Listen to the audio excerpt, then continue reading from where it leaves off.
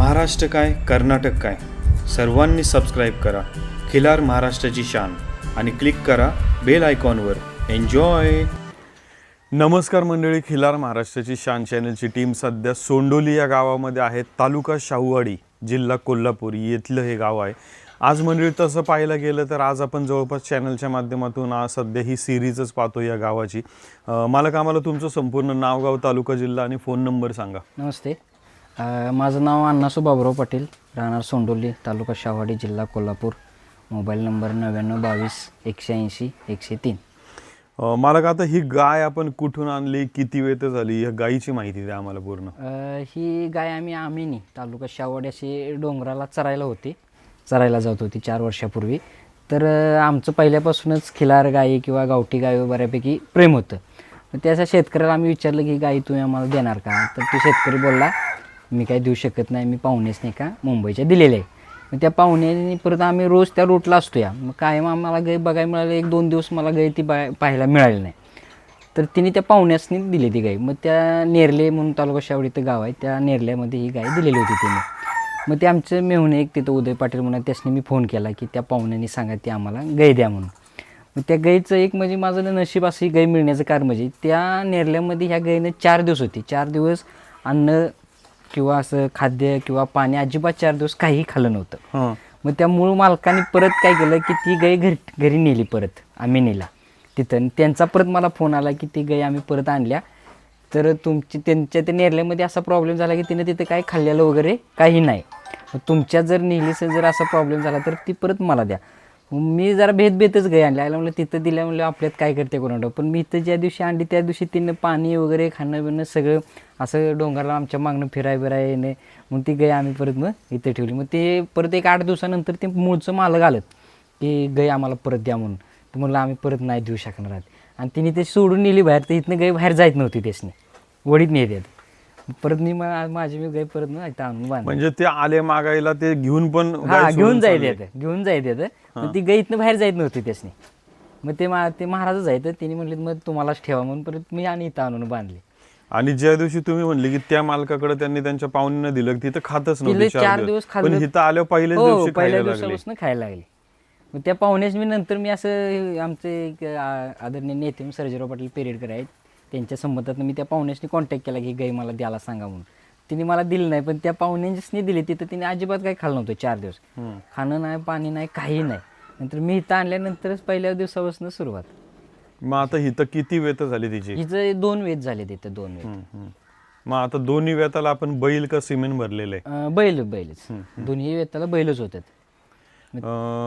मंडळी, आज एक गोष्ट जर पाहायला गेलं तर आज अजून एक उदाहरण, आपण वेगवेगळ्या गावांमध्ये जाणं, तिथल्या शेतकऱ्यांना भेटणं, त्यांच्या दावणीची, त्यांच्या देशी गोवंशाची माहिती घेणं, याच्यातून खरं तर यांची माहिती तुमच्यापर्यंत सगळ्यांनाच प्रत्येक गावापर्यंत शेतकऱ्यांपर्यंत पोचणं शक्य नाही. याच्यासाठीच खिलार महाराष्ट्राची शान चॅनलची टीम काम करते.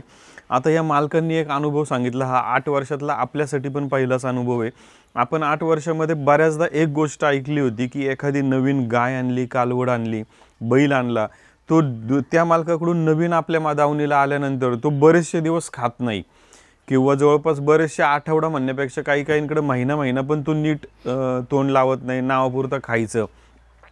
आज या मालकांनी दिलेलं उदाहरण खरं तर नक्कीच आवर्जून आठवण ठेवण्यासारखं आहे की एखाद्या गाईचा पायगुण किती महत्त्वाचा असतो. मालक, आता एक गोष्ट मला विचारायची, तिकडं खाल्लं नाही, तुमच्याकडं खाल्लं, काय म्हणू, गाईचा पायगुण किंवा काय याचं महत्त्व आहे तुमच्या दृष्टीने एखाद्या गाईचं? आमच्या गायच्या दृष्टीने महत्त्वाचं म्हणजे एक समाधान आम्हाला ह्यातनं भरपूर मिळालं. एक आमच्या वडिलांचे पहिले बैल कायम असायचे, बैलजोडी वगैरे असायचं. बैल आता शेतीला वाहनं वापरतात, पण गाई घरात असल्यामुळं म्हणजे एक समाधान, बाहेरनं कंट्रोलून आलं किंवा शेतातनं काम आलं की गाईकडे बघितलं की समाधान असतं. ते समाधान आम्हाला चांगलं बऱ्यापैकी गायपासून मिळते. आमचा आता व्हिडिओ नाहीत ते माझ्याकडं. आमची मुलं वगैरे धुणे वगैरे किंवा ते स्वतः दूध वगैरे काढणे, आमचा 10 वर्षाचा मुलगा तो स्वतः दूध वगैरे काढणं, आलं की एक समाधान असतं इथं गोट्यामध्ये आल्यानंतर खिलार गायकडे बघितलं. मग आता इथं वैरण खुराक हे तुमचं विकतचं का स्वतःच्या शेतातलं? स्वतःच असते पूर्ण.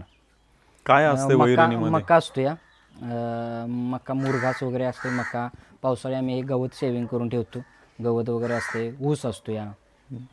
आता ही कितवा महिना आहे गाव? 7वा महिना गाव. 7वा. पहिल्या वेळेला त्याला काय झालं? पहिल्या तर दोन्ही वेताला कालवड होते ते. बरं त्या कालवडी कुठे झाला? आहेत ते पाहुण्यांनी नेले ते. बरं पाहुण्यांच्याकडे असतात त्या. मग त्या पाहुण्यांकडे पण अगोदर काही असायचं का तुम्हीच दिलं? नाही, आम्ही स्वतःच दिले ते त्यासनी. त्यांच्याकडे अगोदर नव्हते, पण आम्हाला जे याच्यातनं समाधान मिळते त्यासाठी आम्ही जे होईल ते पाहुणे येऊन नेतात की आम्हाला हेच पाहिजे म्हणून.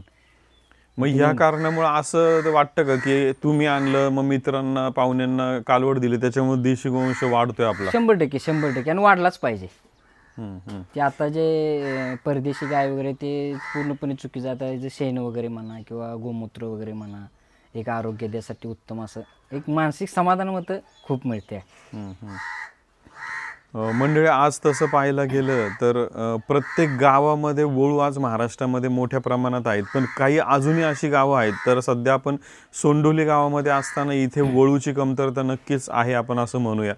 तर प्रत्येक भागामध्ये जेव्हा वळू एखादा तरी आला एखाद्या गावामध्ये, तर त्या गावामध्ये गायींचं प्रमाण, क्वालिटी ऑफ वासरं, ब्रीडिंग सुधारेल, हे होईल. मला का आता हे गायीच्या कानाला पिवळा बिल्ला मारला होता, तो तुटून गेलाय का त्याचं? हा, तुटून गेलेलं होतं ते. आमचं ते हे निघालेलं आहे ते विमा वगैरे असते ना, विमा संरक्षण. मग ते बिल्ला सांभाळून ठेवावं लागतं आपल्याला. बिल्ला असतो ते सांभाळून ठेवावं लागतं. गोकुळ संघाचे बिल्ला असतात, म्हैशीसनी वगैरे इन्शुरन्ससाठी असतात बरेच. ओके, म्हणजे जर काही जरी झाला अपघात किंवा काय असं तर त्याच्यात आपल्याला त्याच्यातनं हे मिळतं, इन्शुरन्स भरपाई मिळू शकते. ओके. मंडळी, खिलार महाराष्ट्राची शान चॅनलच्या माध्यमातून आपण मायक्रोचिप बसवतो. ही मायक्रोचिप खरं तर महाराष्ट्र सरकारच्या आपण प्रयत्नातून त्यांच्या देखील अंडर सरकारच्या हे कसं मायक्रोचिप येईल याचा देखील आपला प्रयत्न आहे.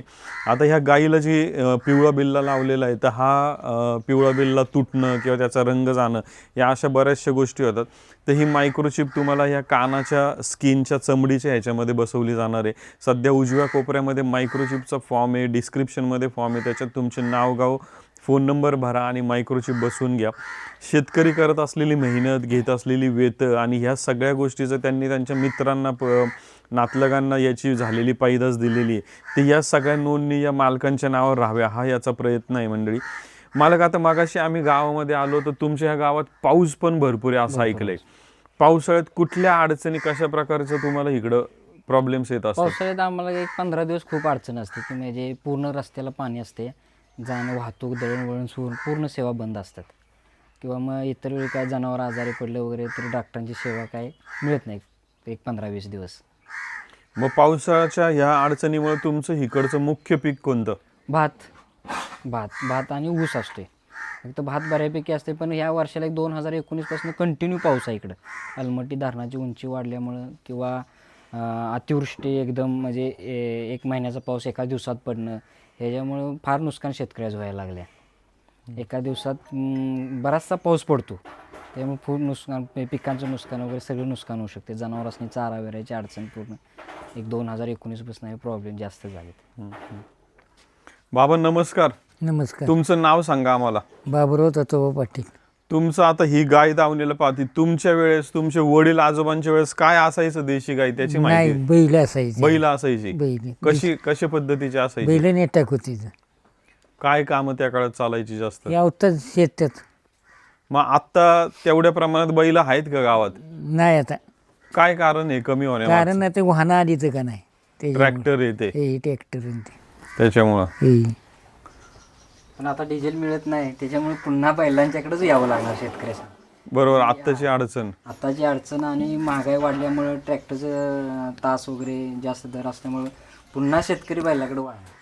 आता तुम्ही म्हणताय की पुन्हा शेतकरी बैलाकडे वळणार, पण आता बैलाकडे वळायचं कारण म्हणजे खरंच आर्थिकदृष्ट्या ते फायदेशीर आहे का? कारण वर्षभर बैल सांभाळणं, काम करणं किंवा पेट्रोल डिझेल टाकून तो ट्रॅक्टर सांभाळणं, याच्यात नक्की आर्थिक हे सोपं आहे? फरक आहे. आता ट्रॅक्टर काय आपण कंटिन्यू वापरू शकत नाही, आणि आपलं जर हक्काचं बैल असेल तर कधीही काहीही करू शकतो ना शेतात. आज शेती अडचणीचे आहे कारण म्हणजे महागाई म्हणा, हे परवडत नाही. कारखान्याचा दर म्हणा किंवा ट्रॅक्टर, आता सगळ्यांच्याकडे आधुनिक सामग्री म्हणतो, पण त्याचा काही उपयोग नाही. बैल ही पाहिजे ते शेतीसाठी. ओके. बैलाशिवाय पर्याय नाही. आता ते थोडं कळायला लागले आता या वर्षीपासून. म्हणजे ही जाणीव गावाकडे आता होती की डिझेलची किंमत वाढते, त्याच्यातून किंमत वाढणे म्हणा, इतर गोष्टी. मग बैल आणि कसं इकडं पाऊस असल्यामुळे बऱ्यापैकी जरा चाऱ्याची काही टंचाई भासत नाही, चारा वगैरे उपलब्ध असते, त्याच्यामुळं बैल काय पाळणं एवढं काही हे नाही.